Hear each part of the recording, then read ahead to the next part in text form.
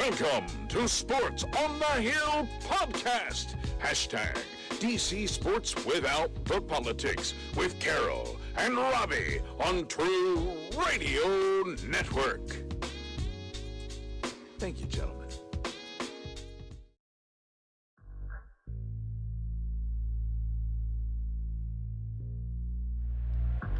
And that ball is launched to right. If it's fair, it's way out of here. See you later.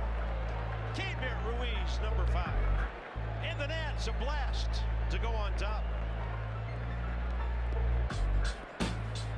We've seen all throughout the year, if he can get to this pitch, meaning the mistake up and in because he rolls over sometimes early in the count, he doesn't. This one up and in, hammers it. A lot of spin. And he launches another one to right. See, I thought the ball hit beyond the basket. The Nats are rounding the bases like it's a home run. The umpires haven't made a call. And now they have. Or have they? No one did anything. Mike Muchlinski, it's his call down the right field line. I thought it hit over the basket, hit the wall beyond there and ricocheted to the right. And ladies and gentlemen, see you later. We'll complete the call. I mean, that's obviously a home run.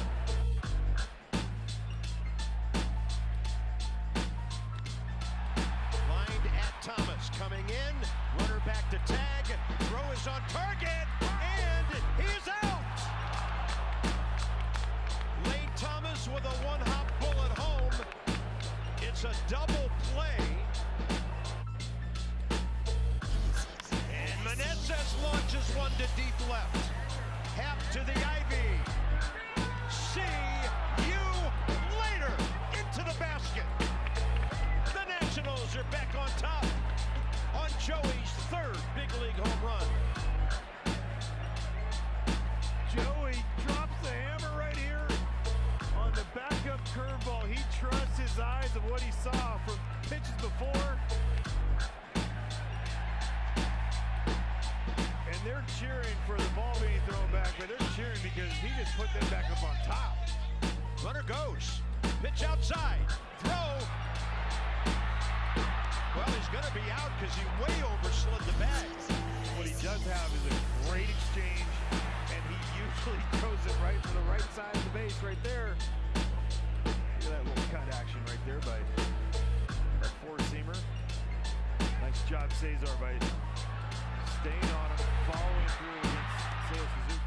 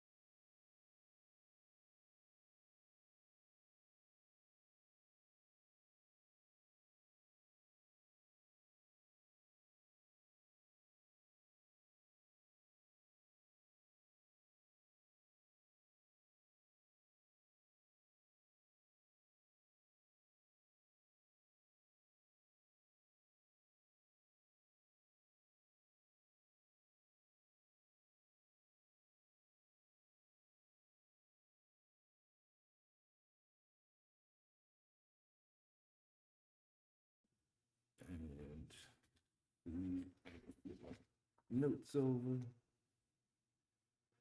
Excuse me. All right, the following series, as I said, was against San Diego, who they lost 2 out of 3, unfortunately, which they split a win in between the two losses. The first game was a 10-5 loss. San Diego put up 7 runs in the fifth, kind of blew the game open. Mike Clevenger earned his 4th victory of the season. I put him at 4-4. He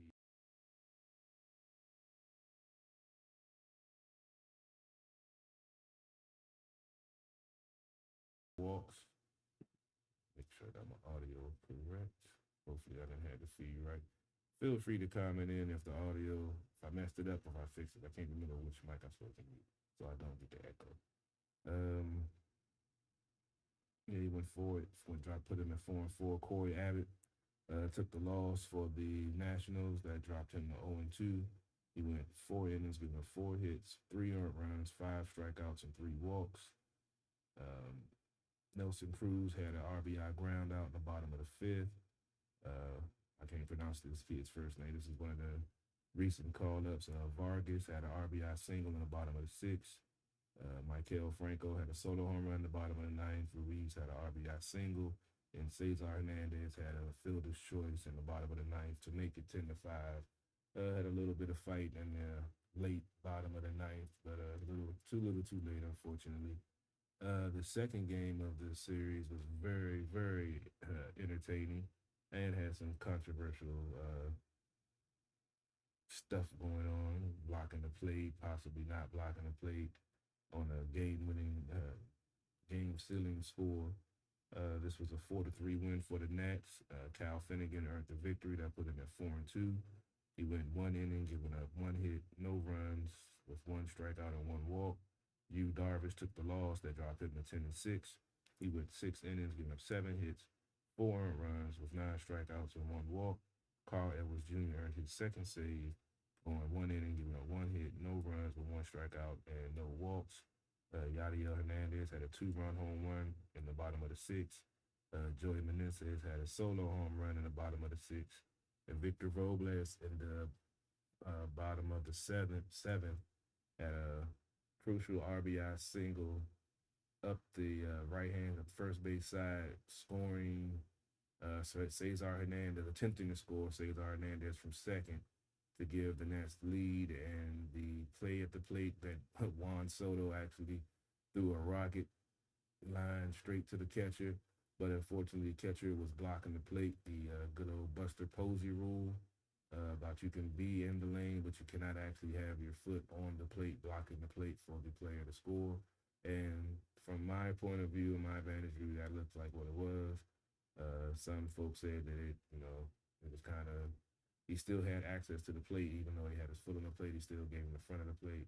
But MLB in New York, they ruled that after the Nats challenged it, ruled that he was blocking the plate, which gave the Nats a 4-3 lead, which ended up being the final score, which gave the Nats and myself some hope that maybe they'll be able to split with San Diego. But unfortunately, those hopes were dashed because the last game of the series was a 6-0 shutout to the Padres. And yeah, that's not the way I would like the week to end. But like I said, it's good to see these guys fighting back. And like I said, they just came back and they took the lead in the bottom of the 6th against the Cubs. And I believe they're going into the top of the 8th now, because I don't think they did anything in the bottom of the 7th. And as I said, 6-0 loss in the last game of the series. Blake Snell earned the victory for San Diego. I'm sorry. That put him at 5-6. He went 6 innings, giving up 3 hits, no earned runs, with 10 strikeouts and no walks. Paolo Espino dropped to 0-5 or 0-9. Can't be in my head right. Either 0-5 or 0-9. Either way, it's not a good. He went 5 2/3, giving up 7 hits, 4 earned runs, with 3 strikeouts and 2 walks. And that was the end of the week that was. As I mentioned, the upcoming schedule, today was a 7:05 start versus the Cubs. Tomorrow, Tuesday, is a 7:05 start. And Wednesday is a 1:05 start. Then they travel to San Diego for a 4-game set starting on Thursday. Thursday and Friday both are 9:40 starts. Those are Eastern times. Saturday is an 8:40 start, and Sunday is a 4:10 start. So hopefully the Nats can fare better than they did last week, going 2-4. Maybe they can go 3-4, or maybe if we're lucky, they can go 4-3. A winning week for this team is something they haven't seen in a while. I know we haven't covered them for about a month, but I've been still watching it. It hasn't been pretty at all. And on that note, I'm going to go ahead and switch gears and talk about the Mystics and their playoff run, get on some positive for some DC sports in this area.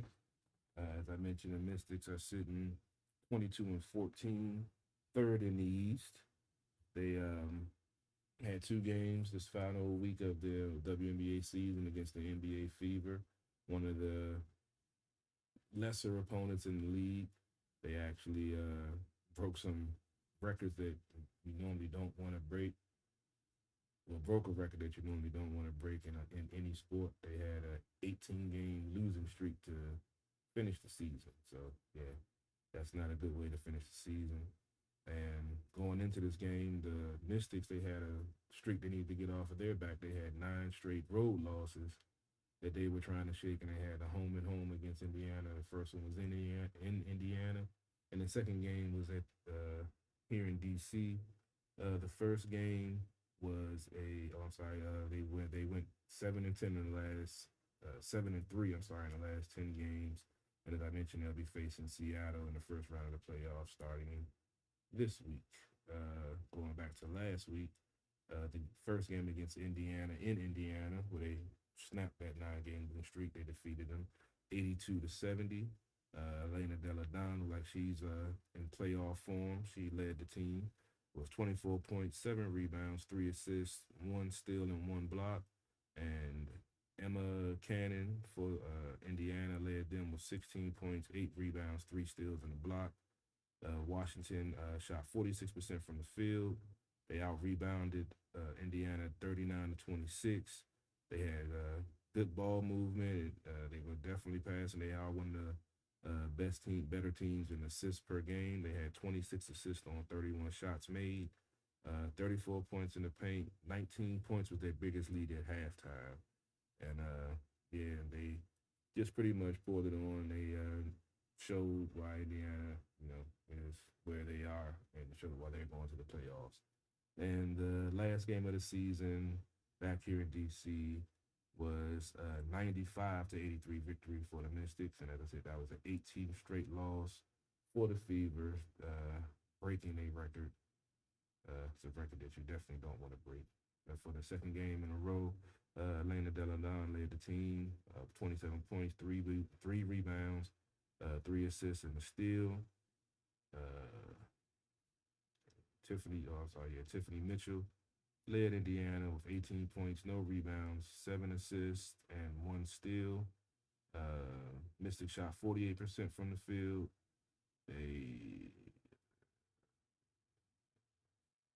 They were out-rebounded by 125-24. They had 21 assists on 29 shots made, 28 points in the paint, 27 points off of turnovers. And once again, they had a 19-point lead in this game, 14-point lead at half, and they put up 57 points in the first half. So they pretty much dominated this game from start to finish as they did the game before. And, getting ready to get in the playoffs, and this is good momentum to go in. They beat a team they, should have beat. They didn't play down to the competition because they're going up against a tough Seattle team who they faced 3 times this year. And unfortunately, they've lost 2 out of 3 to Seattle. And in this upcoming series, they'll be playing them 3 games. The first 2 will be in Seattle, and the last one is here in D.C. if necessary. So, it's going to be an interesting series against Seattle. Elena Deladon, like she's healthy and she's ready to go and help give this push. Natasha Cloud, she's been killing it and playing good ball on both sides. And as I mentioned, they played Seattle 3 times this season. First time was back in June on the 23rd. That was a 85-71 loss. Then they played them again on the 30th of July. That was an 82-77 loss. And there was a back-to-back where the next day they played on the 31st of July, and the Mystics won that one 78-75. So hopefully, Mystics can switch that around and win 2 out of 3 against them in the season that really counts, the postseason, because they got the best of them in the regular season, winning 2 out of 3. As I mentioned, they facing Seattle in a 3-game series starting this week. The first game is Thursday at Seattle. That's a 10 p.m. start. Then the next game is Sunday at Seattle. That's a 4 p.m. start. And the third game is next Wednesday at 1 p.m. Yeah, that's kind of crazy. Wonder why there's so many days in between, especially with the first 2 games being in Seattle. 3 days in between if you don't have to travel or anything. But maybe they're trying to do it for ratings. Try to get more people watching. I don't know. But WNBA, a lot of folks don't cover it, but we do here on Sports on the Hill podcast. It's the slow time of the year, so we try to make sure we bring you all the sports that's going on, especially, like I said, the Mystics are the best thing around right now because the Nationals are where they are. They currently still have a 4-3 lead, top of the 7th. 1 man on, 2 out. Look like Finnegan's on the mound. It's a 1-0 count, trying to keep the lead. They just got the lead in the bottom of the 6th and trying to hold on to it and trying to secure a win for Josiah Gray. I'm anxious to see how this team responds to try to hold the lead, as I just broke down the Nats and how many leads they gave up last week. They want to turn it around, at least get above 500 week. They got to start holding on to some of these leads that they're getting late in these ball games. And didn't mean to get sidetracked on baseball again, but yeah, we're bringing you Mystics coverage, and we'll continue to bring you the coverage as long as they're in the playoff, on this playoff push, looking to get into. Okay, appreciate that, Eric, for checking in. Let me know the audio is good. Appreciate that. I muted the wrong mic. That was my bad. So yeah, it's definitely going to follow the Mystics and see how far they can take it. Like I said, we'd love to have another championship come into the city.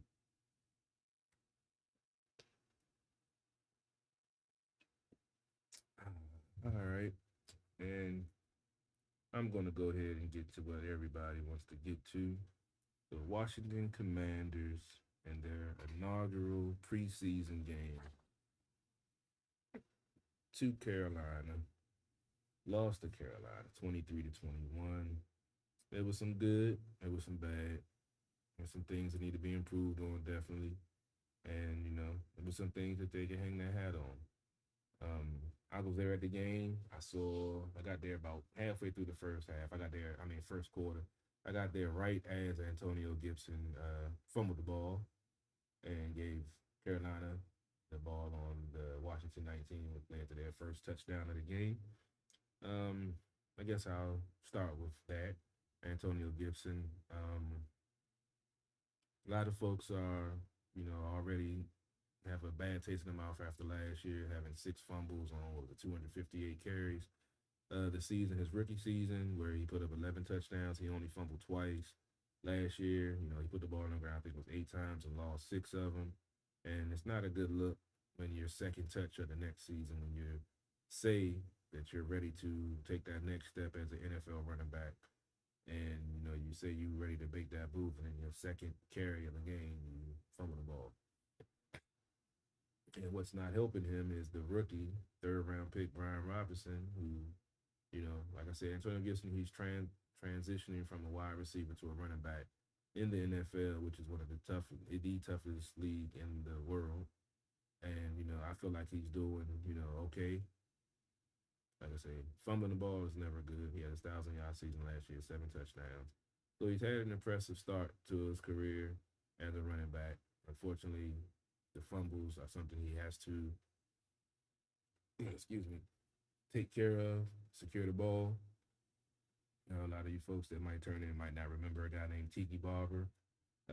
He had a season where he had, I believe, 10 fumbles, and he dedicated himself to holding the ball high and tight. And once he did that man didn't fumble anymore. And the good thing about Gibson is he's recognizing it, and he knows he needs to fix it.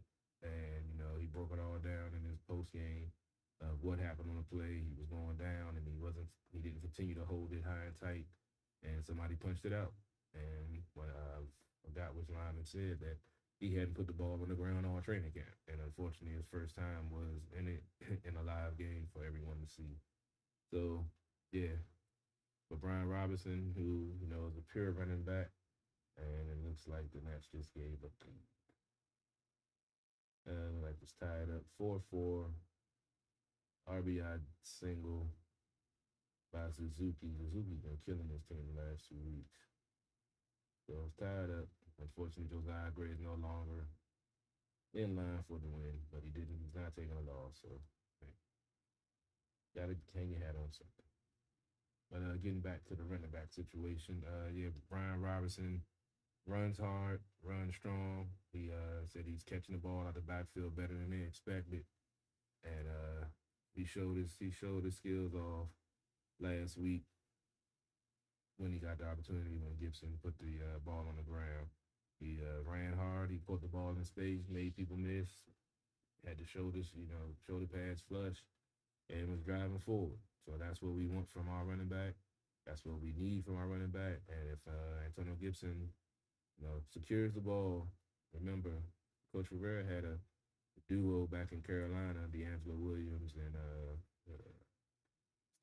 was just talking about another day. Damn it. I can remember D'Angelo Williams' name last time. I can remember the other guy. Now I can't remember the other guy's name. But Coach Rivera is used to having two dominant running backs, one power back and one slasher back, which is basically what they are. So that's something to build on. The offensive line, I felt was a positive, even with all the injuries that they had. And they haven't had a consistent lineup in training camp. No sacks given up by the starting lineup. Like I said, Robinson had a good clip running the ball when he was in with the first string offensive line. All the offensive linemen, they had 2 sacks against Sam Howell late in the game when he was trying to raid the pocket and buy time. One of them was a straight sack, one of them was he was about to break the pocket, got clipped up before he could break the pocket. But the offensive line, which I talked about last year, rated number 6 according to PFF for the National Football League, look like they're in a good position to take the next step after the way they played last year with all the injuries they had. If we can stay healthy, now that we finally got rid of Brandon Sheriff, who a lot of folks are still upset about. But to me, you got to be on the field. He hasn't played a full season since 2018. And you got Andrew Norwell, who's another quality all-pro guard to replace him. And he plays. He's been on the field. He's played for 16 games, so now going to be 17 games. But you need that durability and quality. Granted, when Sheriff was on the field, they won. I forgot my boy, he pointed that out that, even though Sheriff didn't start every game, but when he played, they ran the ball well, and majority of the time they won when he was on the field. But when you're not on the field for 5 to 6 games a season, what good does that do for you? Tight ends, they definitely tried to get the ball to the tight ends. Wentz loves his tight ends. Unfortunately, Thomas is out. Reyes was out. Cole Turner was out. The rookie that we've all been hearing about, the 6'6", 250 red zone threat that Wentz and himself have been having a good communication and chemistry in training camp. I can't wait to see them get together, get on the field together, and see what they can do. Wide receivers, I'm definitely liking, from when I watched the game, I'm definitely liking the core. Definitely more speed than we had last year, more explosiveness. Get them in space. It's going to be a problem. They can make some people miss. That goes with the running back, catch on the backfield also, along with the wide receivers. Also on the offensive side, let me go ahead and break down some of these stats before I talk about my defense. I got to go deep in detail of the defense. For the quarterbacks, I didn't break down everybody. I did the quarterbacks and the running backs. Wentz went 10 for 13, 74 yards, no touchdowns, no interceptions, no sacks. One scoring drive, a 14-play, 72-yard drive with a touchdown, with Brian Robinson scoring. Unfortunately, missed the extra point. Joey, don't make that a habit. First kick of the season. I get it. Don't miss nothing next week. Heineke, I'll give my quick synopsis on Wentz. He looked like he had, control of the team, control of the huddle, control of the playbook. Made some good throws, missed a couple high. But for his first performance with a new playbook, new team, first time out, I feel like he did a decent job, above average. Taylor Heineke went 4 for 9, 21 yards, no touchdowns, 1 interception. He had 2 balls batted at the line. One of them turned into an interception in Commander's territory, and that was right after he made a very impressive run to elude a sack in the backfield, and I believe it was like a 20 or 30-yard gain. And then the next play, the ball got batted, and Carolina guy came up with it. So, I mean, Heineke, I love him. He has the fight. He has the hustle. He has the want. He has the will. Just a little bit, maybe an inch or two taller and a little bit more arm strength. He'll be that dude. But he's a quality backup. Definitely an attribute to be on this team. And, it's the first game. Hopefully, get better with batted balls. They happen, but try to avoid those things because only when the ball gets batted, nothing good happens for the offense. Sam Howell, 9 for 16, 145 yards, no touchdowns, no interceptions, 2 rushing touchdowns. Like I said, he had 2 sacks given up on him. He looked good. He started out a little slow, getting into the game, first NFL action. But you saw some of the things we saw out of the film I looked at him in college. Looser, strong arm, buy time in the pocket, and read defenses at a decent clip. He still has work to do, but he definitely looked good. I actually just posted a video of my opinion, the best play or best throw of the game was him, Sam Howell to Alex Erickson, who's fighting for the 6th wide receiver spot on his team. It's a 40-yard gain in that 4th quarter. Howell was in the pocket was holding up. He tried to step up. Pocket collapsed a little bit. He spun out of it, scrambled to his left, and threw the ball right to the middle where the wide receiver was sitting right in the zone coverage. Wide receiver spun out of the coverage, and like I said, broke it for a 40-yard gain and helped put them in a position to get that first touchdown of the 4th quarter for Mr. Howell that he actually rushed in himself on a 17-yard scramble for touchdown. So I like this kid. I'm not saying that he should be the starter. He has a great upside. He has plenty of time to learn on the bench. In my opinion, he's Taylor Heineke with a stronger arm. That's just my opinion of the guy. And the thing with Wentz, like I said, he's on the hook for the $28 million. Next year, if they decide to cut him, they won't go against the cap. If Howell gets into the game this year or ready to make that next step, I would have a problem with that. Because, I see the fight, I see the hustle, I see the will, I see the want, and like I said, he has the arm strength that Heineke doesn't. So that's a nice combination. We've seen sleepers, well, you can't even really consider him a sleeper because the year before he was considered possibly the top pick in the draft. But a lot of folks forgot that all of his wide receivers and running backs got drafted. So that's why he fell off like he did last college season, because he had a whole new freshman receiving core that he had to learn, and that's why his numbers fell and he slipped to the 5th round, which could possibly be a benefit for Commanders because, hey, who knows? You might be looking at your future quarterback maybe 3 or 4 years. Who knows? He's talking about the farm system with the Nats and some of the prospects they have that'll be up in 3 or 4 years or 2 or 3 years that'll help his team rebuild. Who knows? You never know till you get him on the field and put him out there. So, running backs, Brian Robinson Jr., 6 carries, 26 yards, 4.3-yard average, had a long of 11 and 1 touchdown. Antonio Gibson, 4 carries, 2 yards, 0.5-yard average, 4 yards with his long, and he had the fumble that we already spoke about. And Jason Williams, number 38. I don't want to get his first name wrong. Williams had 5 carries, 31 yards, 6.2-yard average with a 13-yard long. He also came in on a couple of short yardage plays and got the first down. So I liked him. He's been on the practice squad and got some couple of starts at the end of the season, I believe, for the last 2 years. You also have Jared Patterson. So the backfield is definitely full and it's definitely quality. So Antonio Gibson better start securing that ball, or he might be a trade bait, or possibly, I hate to say it, but possibly a cut, because I wouldn't want to see him, because he has such an upside and he has such potential to be great. And I hate to see him go somewhere else, fix that fumbling issue. And the next thing you know, you're watching him put up 1,000-yard seasons, 11 touchdowns, and, yada, yada, yada. I hate to see, talent leave here and go elsewhere and excel. And if we could have more patience with him here, they could be doing those great things here instead of elsewhere. Yeah, I already spoke about the wide receivers. Like I said, I'm impressed with the receivers they had. McGowan, we still had a Kelvin Harmon sighting. Unfortunately, Dotson and Wentz ain't hooked up, but he hooked up with Samuel on a couple of plays. He hooked up with McLaurin one time. And I'm definitely liking the wide receiver core. Definitely it's going to be interesting to see how this offense comes together.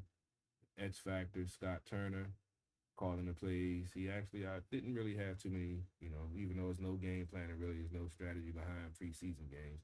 I kind of like some of the things that I saw. I saw some 3 wide receiver trips with the tight end on the side by itself. No doubt that's going to be when Logan Thomas get back, or Cole Turner, because both of those guys are big targets.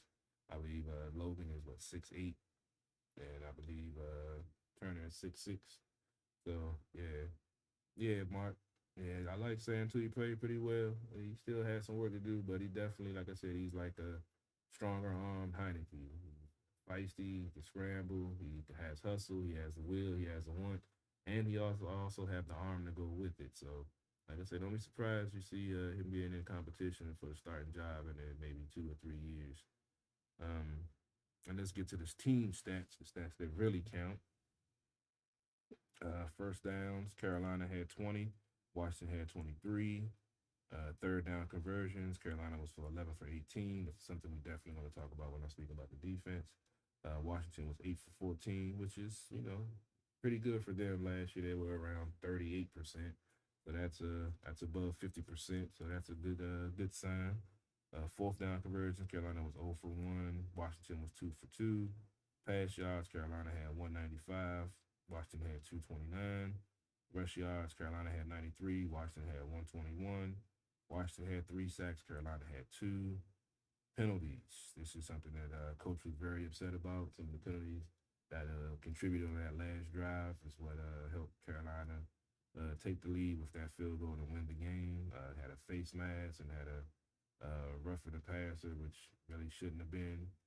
The face mask shouldn't have been, because he went high and the guy's helmet came off, so they called it face mask. They had to call something because the helmet came off, but yeah, unfortunately it was a face mask. He ducked, the man was going high, the tackle blocked him, was blocking him while he was trying to reach the quarterback. That helmet came off, and it was a mobile quarterback at that, so he was trying to be elusive, the helmet came off. And unfortunately it put Carolina in a position to hit the game-winning field goal, and the defense wasn't able to get off the field on third down on that drive also. They had 6 penalties for 45 yards. Carolina had 4 penalties for 30 yards. Time of possession, Washington had it for 31 minutes and 12 seconds. Carolina had it for 28 minutes and 48 seconds. So it was a very close game, interesting game, entertaining game. The defense, first string defense, had 3 opportunities to get off the field on the first drive on third down. Didn't get it done. Second drive, I can't be mad at him because it was a short field after Gibson fumbled. But I like what I saw from the D-line. I saw, containment. I saw pressure. I saw them, have some dominating time. First string right before they went out. The second and third string, to me, had a higher compete level, being granted that they are trying to compete for a job. And one thing you have to remember, this year, Washington didn't have a scrimmage, so they haven't been any live tackling. So that's why on defense you saw some of the sloppiness when it comes to tackling and getting the guys down and fighting for extra yards. I saw a couple of miscommunications, which one thing they said they have been working on, communicating amongst themselves. I saw a couple on 1 3rd down. It was a switch. And the safety, I think it was Derek Forrest. He didn't switch over to the man. It was wide open. It was like a 3rd and 7. Then next thing you know, he's running up the sideline, 12 yards on a 3rd and 7, pushing the chain, moving the chains, and putting them in position to get a score on their scoring on their first drive. Unlike Washington's offense stalled out 3 and out. Secondary, like I said, they didn't give up a lot of yards, and they gave up 195 yards through the air, and only 93 yards on the ground. So this isn't like it's we're in trouble, we gotta rip it all apart and start all over again. It's just some things they need to tweak. As I mentioned, the first live action against a different opponent, so different compete level. You've been in training camp going up against your teammates, so you don't have that. You had to compete, but you don't have the same. I don't care about this dude. This is just somebody I'm going up against. When you're in training camp, somebody that you're cool with. You don't have that same compete level. You're going through the drills, muscle memory, learning the plays, knowing what you're supposed to do, yada, yada, yada. So, as I said, next week they have definitely a tougher opponent, Kansas City, in Kansas City. And hopefully we'll see this defense come out a little more assertive and more dominant. And when they get a chance to get off the field on 3rd down, they will, because we know that's a problem. Mark, you just commented 3rd downs again. Yeah, that's definitely an issue. As I mentioned, on 3rd down conversions, they were on offense, they were bottom of the league, and in 3rd down conversions and defense getting off the field, they were bottom of the league. Those are two things that if you're bottom of the league on both sides of the ball, most likely you're not winning and you're not making the playoffs. So I feel like this team is definitely, has potential. I said over and over again, 3rd place schedule is a good thing for this team. Last year, the 1st place schedule, this team won a division, but they weren't necessarily a 1st place team. Last year they came in 3rd, so they got a 3rd place schedule. So the schedule isn't as tough. I believe it's the 4th easiest in the NFL. Something that's what they say, as opposed to the teams that they're playing against in the winning percentage and how many games the other teams won. So I mean, there's a lot of positive to look at for this team, even though a lot of folks tend to hop on the negative and the past and what used to be and talk about curses and all this other crap. It's just crazy. I normally don't talk about this stuff on air, but since I'm on by myself, I guess I'll go ahead and break into it. I've been on a trolling expedition on some of these so-called DC sports media folks, where only thing they talk about is a negative, or they want to do the negative clickbait or anonymous source, and don't want to talk about any of the positive and just try to highlight the bad stuff that goes on or the bad way to look at it. Please stop it, man. It's getting ridiculous. I've been trolling a few of them this past week, tagging them in, and been telling their viewers, hey, if you're tired of hearing this stuff and hearing this negative stuff, there's someone that comes on the air that doesn't get into that stuff, that talks X's and O's, knowledge and insight, and breaks it down for what it is, and simple as that. None of that other BS, none of that other crap. Because I don't know if you saw Jason Wright got upset with one of the local sports media on Channel 7. He had an interview with Carson Wentz, which, anything is open, but it's the tone and the disrespect of the way that he asked him his questions and the type of questions that he asked him. Carson Wentz handled it as a professional. Well, say if he didn't. I know, like I said, a lot of you folks aren't as old as I am, so they could have had a Jim Rome, Jim Everett type of interaction. If you don't go know about that, go on YouTube and look up that. Some of you younger guys that might be checking us out or listening, and you'll see what I'm talking about. But Carson Wentz, he handled it as a professional. And Jason Wright, president of the organization, came to his defense on Twitter, letting the reporter know that was, inappropriate. You shouldn't have, you could have had a better interview, and basically saying good luck on future interviews with anyone on our staff or on our team with the way you conducted yourself, which is a good thing for us here on Sports OTHP, because now that's one of the biggest issues that we've had with some of the sports people that gets access to the team. Most of them don't know the game. They're just doing a job, and they say things and do things that, to me, shouldn't be done as a sports journalist.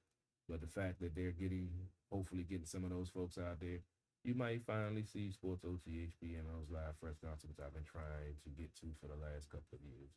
So I'm loving the fact that we are seeing change with this team on all different fronts, on a media level and I believe I spoke last week about Sam Mills getting fired. Long time coach under Rivera since 2011. And to me, that signifies that coach ain't taking no crap. He not taking no excuses. No matter how long a friendship we had or how long we didn't work together, if we don't see eye to eye, don't have the same philosophy on the way we feel this team should be in the direction that this team should be moving, then we need to change this up. And the fact that they already had the assistant already on the staff to make a smooth transition is just a plus. So, I mean, this is a crucial year for this team. Crucial season for the franchise, for the team, for the coach, for the quarterback, for everybody. And like I said, I know it's still early, but I always have an optimistic outlook. Like I said, all of this negativity that's in this area, I try to stay positive and optimistic that things can possibly go right. Doesn't always have to go wrong or go sideways. So stay tuned. It's going to be a lot of interesting things to transpire over this week before they make that trip to Kansas City. Got another couple of days of reps and walkthroughs. Hopefully they, like I say, fix some of those issues that I just spoke about, the penalties, the got to get some turnovers. Didn't have one turnover. Had two turnovers on our side, a fumble by Gibson, which he cannot afford to have another fumble in the upcoming week. If he does, he's definitely going to be the talk of the town, or possibly being out of town, possible trade bait, who knows. And I want to see this defense come out and, get off the field in that first drive. We know what the type of offense Kansas City has. We know what type of play caller Andy Reid is. So if they can get a 3-and-out on that first drive, and they're on defense, then I could say, yeah, I feel like this team is making strides in the right direction. And Del Rio is also, in my opinion, should be on the hot seat. That's why I like the move that Coach made, because I didn't think that Del Rio should be back this year. So he's giving him one more shot. Coach did say he's been in the defensive rooms, the training rooms, and film rooms for a lot of the training camp. So that's a good sign, letting them know that, hey, I'm watching, I'm listening, I'm making sure you guys on the right path. Oh, I forgot I'm watching WWE Live. I forgot they had Capital One tonight. Bobby Lashley on right now. Shout out to my man, DC's People Champ, No Spots Podcast. I know they covering the rest. I think they're on a little hiatus right now also, but bringing that great wrestling coverage from all the different organizations that I done lost track of. Quick scoring update for the Nats game. Still 4-4, bottom of the eighth, no man on. Nelson Cruz at the plate, 1-1 count. Nelson Cruz is 1 for 3 in this game. Home run right now would be great. He hasn't lived up to the entity. And I think I just called that because he just hit a solo home run. That's the first time we've done that on the air. I actually called the home run before it happens. And I like that. That's a great way to end the show. His 9th home run of the season. As I just mentioned, he hasn't really hit the ball as well as we were hoping he would. Bringing to this team being the DH, now that they have the DH in the National League. But the Nationals just took a 1-run lead off of Nelson Cruz solo home run. Bottom of the 8th, 5-4 over the Cubs right now. So hopefully we can hold on and earn a victory to start out the week and not start out in the hole off the break. So, yeah, that's pretty exciting. I got to call a home run before it happened. Yeah, got to tell Robbie about that. Make sure you check out the website, www.sportsothp.com. Check out the YouTube channel, youtube.com/Carol Porter III with 3 eyes. All the highlight videos, live streams at the Bar Radio, Sunday nights at 6 o'clock. Yesterday we had a great show, just talking topics, didn't have any guests or anything. We just talking topics. We spoke about some of the tragedies that's been going on locally, some of the people that's been getting killed. The Facebook live stream with the baby father, baby mother situation. I'm not going to go into details. That's a different show. Make sure you tune in next week. We're going to be doing a show next week because we'll be on location. Following week, we have a great episode. I'm working on getting the promo together. I definitely want to check it out. What else? That's pretty much it. I'll be uploading the show tonight to all the podcasting platforms, so it should be live tomorrow. So if you didn't get a chance to check it out live, you can always check it out on the podcast and on the podcast apps, iHeartRadio, Spotify, Apple Podcasts, Google Podcasts. Just hashtag SportsOTHP podcast. You'll find it. You'll find us there. So I'm gonna get that up tonight. As always, I'm gonna end the show with some music videos that we play on at the bar radio, because we want to play independent music.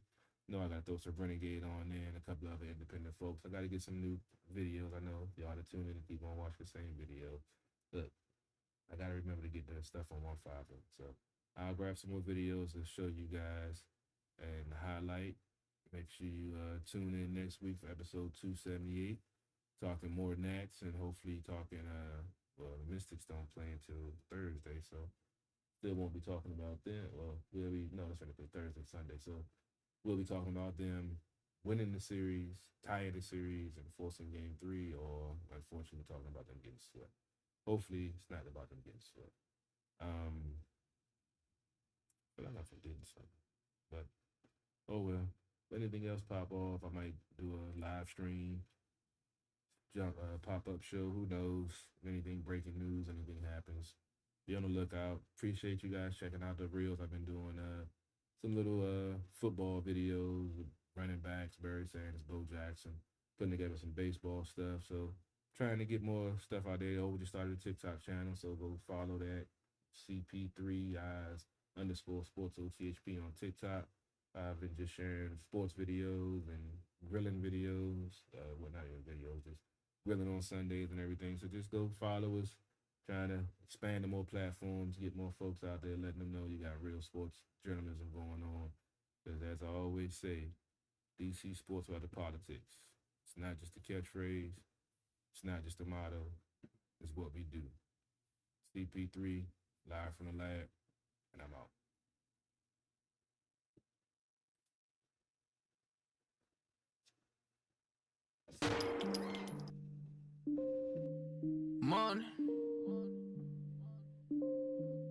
Money,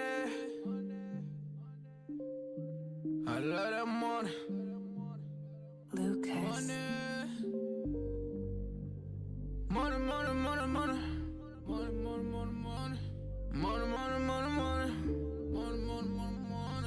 you don't really wanna play.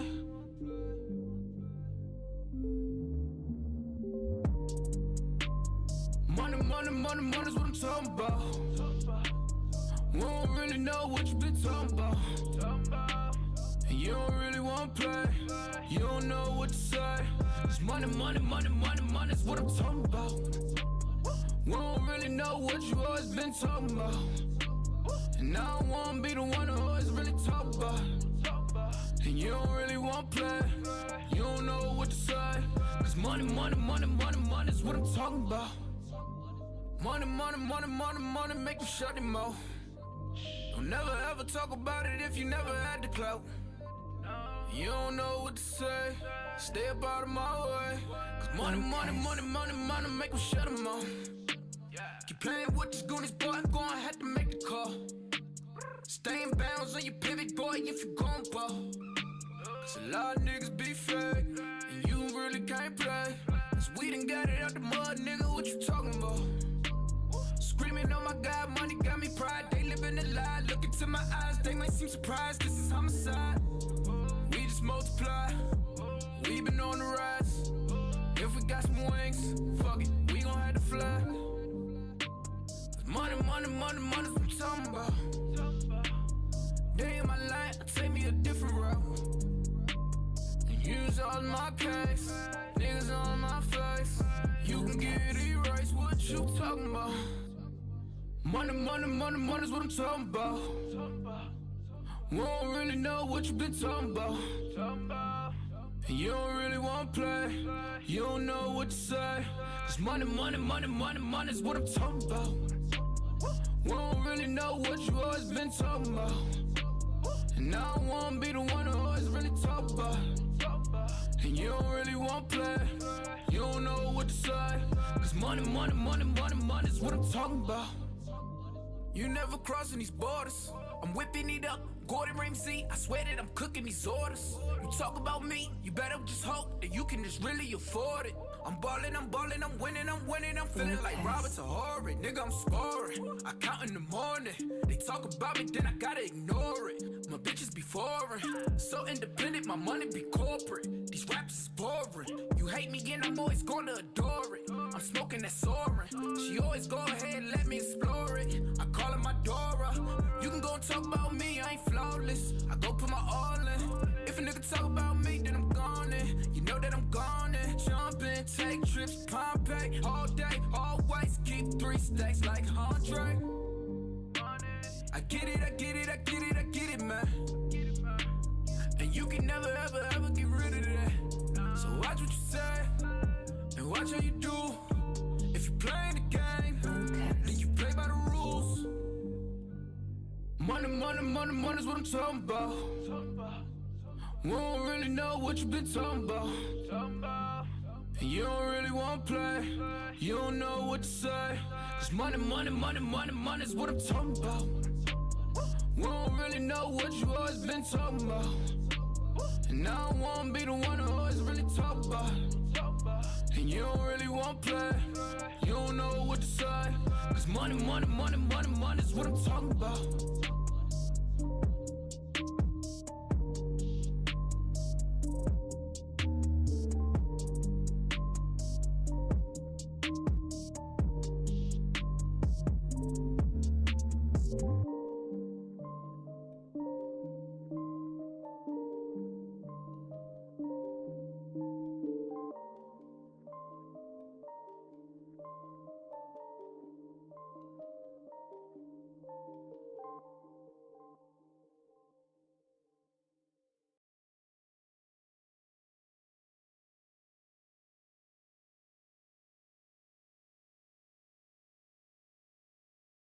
Crank it up, Pedro.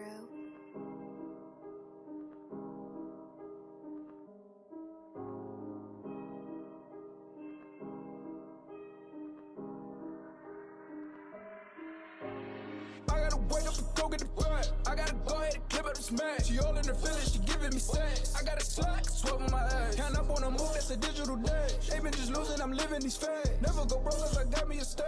I could never ever live in the past. I gotta wake up and go get the bread. I gotta go ahead and clip up this man. She all in her feelings, she giving me sex. I got a slack, sweat on my ass. Count up on a move, that's a digital day. They been just losing, I'm living these fads. Never go broke cause I got me a stage. I could never ever live in the past. But I dish it like I give it and go. Counting money while I chill at the stove. How I deliver, I've been at the dough. It's up to you how business will go. That 36 I get for the look. Count it up, no feelings will show. Spend so much, gotta get it some more. When they hands out, I just give them a no. How they always talk about me, but a nigga stand out. Watch out how you really walk up to me, that's a man down. All these niggas got these drums with them like a band now. I've been doing what I want, that's what you can't doubt. I've been just feeling myself. Do I just really need help? I got my weight up. I be just telling myself I got love for all of my dogs. I take a pay cut. Some niggas really gon' ride. Some niggas really gon' slide. So go say a prayer. We ain't never gotta slap 5. Nigga, just pay your tithes and call me the mayor. I gotta wake up and go get the bread. I gotta go ahead and clip up this man. She all in her feelings. She giving me sex. I got a slack, sweat on my ass. Count up on a move, that's a digital day. They been just losing, I'm living these fads. Never go broke cause I got me a stage. I could never ever live in the past. I gotta wake up and go get the bread. I gotta go ahead and clip up this man. She all in her feelings, she giving me sex. I got a slack, sweat on my ass. Count up on a move, that's a digital day. They been just losing, I'm living these fads. Never go broke cause I got me a stage. I could never ever live in the past.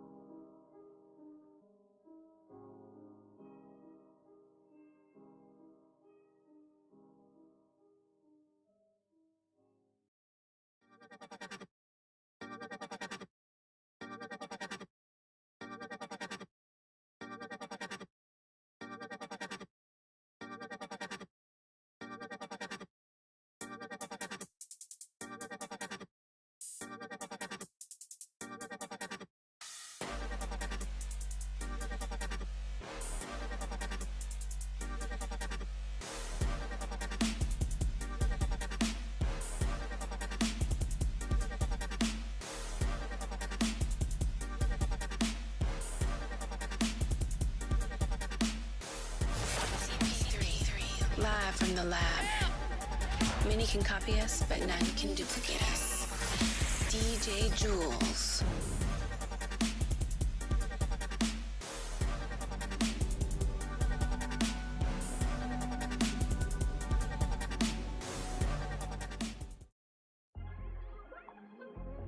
Run, young. That boy P, so crazy. No.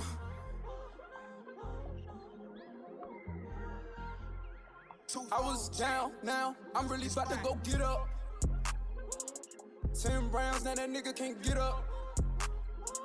That's what you get when you go fuck with the vision. My money be piling, we don't do division. The feds be watching, I just gotta get up. I was just down, now I'ma get up. Sleeping on me, I bet that they get up. My money was low, but now I'ma get up. Oh, bet that we get up. Pushing this weight, I'm doing sit-ups. I was just dirty, now I got my fit up. Too good for these bitches, I bet they gon' miss us. And I pack a bag if you think that I'm trippin'. I keep this shit brisk like I'm sip Lipton. Even though niggas don't know what to get on. You ain't shit till your niggas go and get on. Get you some pack, go make a flip homes. Yeah, I'm stuck in my bad ways. Niggas always being burnt out, so I dip them all in the ashtray. I don't understand these niggas that just always talking about, yeah, they past ways. I don't understand these bitches always comparing me to they past days. I give a fuck about you, you give a fuck about me. I just be rapping for money, you be rapping for free. Feel like that I rap like a god, the reason they call me a G. I'm against all of these odds. Niggas ain't fucking with me. Never no worries, Hakuna Matata. They say that I'm hot cause the devil wear Prada. I'm Soulja Boy first and these niggas gon' follow. Catching no feelings, you catching these hollows. Ride with Rodriguez like I fuck with Rollo. Ain't got no time when I see this Movado. Bet that bitch shine like I'm in Monte Carlo. Looking at me like I done hit the lotto. Counting your last days, get hit up. Talking that trash, hey, on Twitter. Your bitch, she be bad, yeah, I'm with her. When she see me, her face be lit up. Boy, better go ahead and mind your business. I don't go back and forth like tenor. Run this game, I don't get no finna. But we bout to get up. 10 rounds, now that nigga can't get up. That's what you get when you go fuck with the vision. My money be piling, we don't do division. The feds be watching, I just gotta get up. I was just down, now I'ma get up. Sleeping on me, I bet that they get up. My money was low, but now I'ma get up. Oh.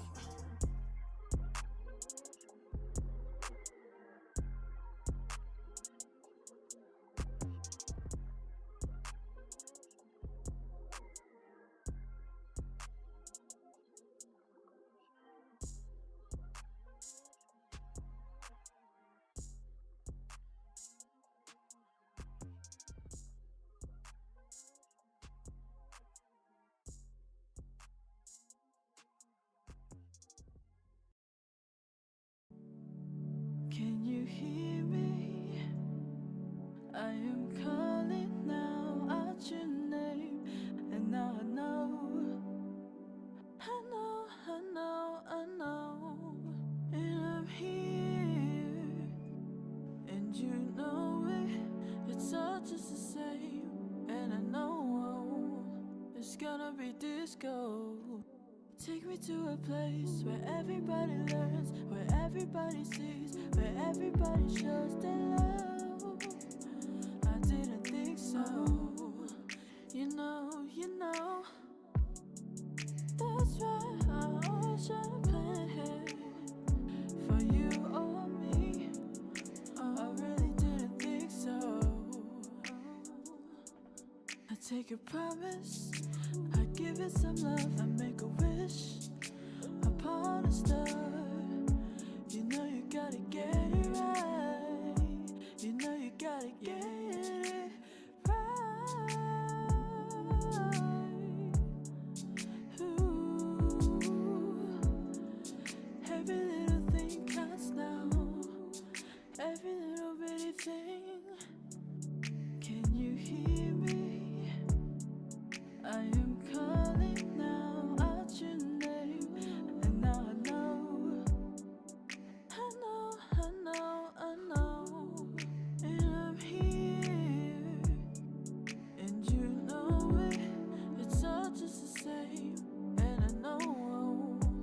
It's gonna be disco. It'd be so cool just to celebrate all the love and all the hate that's going down. It's gotta stop, we've had enough. Why can't we just live together? Peace, love, and harmony is what this world needs forever. Can you hear me? I am calling now out your name, and now I know.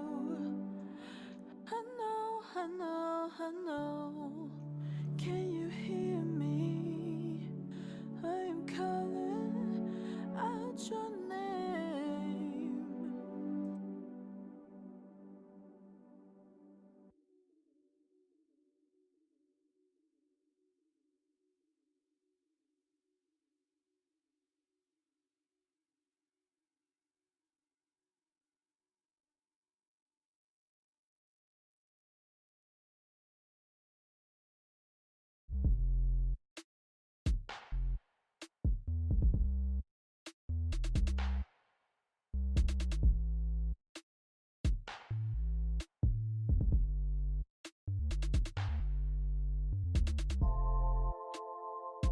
I've been dreaming about you all night. Desire and the pain, my body shifting all night. Listen to submissive, baby.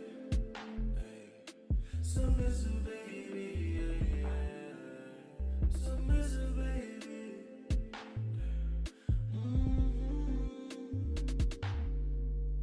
I'm thinking about you, dreaming about you, waking I can find you. All the pieces it take to make a perfect bitch is right in my view. Hey. Is it real right now, girl? Are you really in my world? She gon' take that shit back if she say what she don't mean. She's my helping hand, she gon' try to further me and rub my back at night. She gon' always nurture me. She gon' give me my space, and I gon' think I deal with somebody else. She gon' stay in her place and let me take control like nobody else. She the true definition of a chick that ain't in competition with these other bitches. She gon' grant my wishes, never act malicious as she do the dishes. Yeah. I've been dreaming about you all night. Desire and the pain, my body shifting all night. Listen to submissive, baby. Submissive, baby.